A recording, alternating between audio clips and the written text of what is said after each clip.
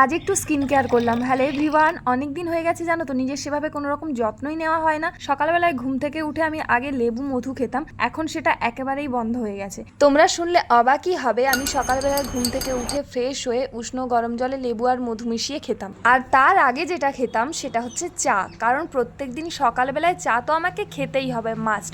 এক কথায় আমার সকালটা শুরু হয় চা দিয়ে।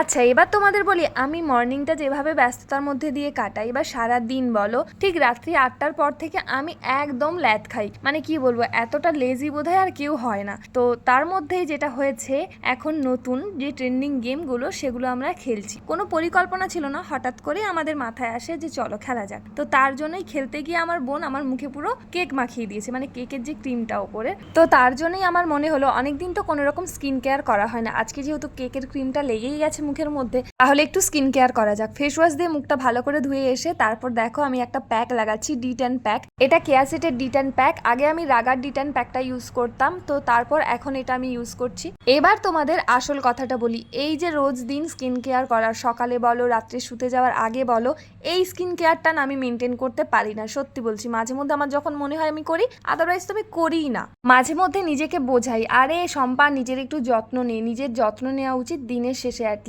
কিন্তু শম্পা চাইলেই তো আর হলো না, শম্পার মন মাথা একসঙ্গে চাইলে তবেই কাজটা হয়। তার জন্য আজকে করেই ফেললাম স্কিন কেয়ার আর তোমাদের সঙ্গে শেয়ার করলাম। টাটা।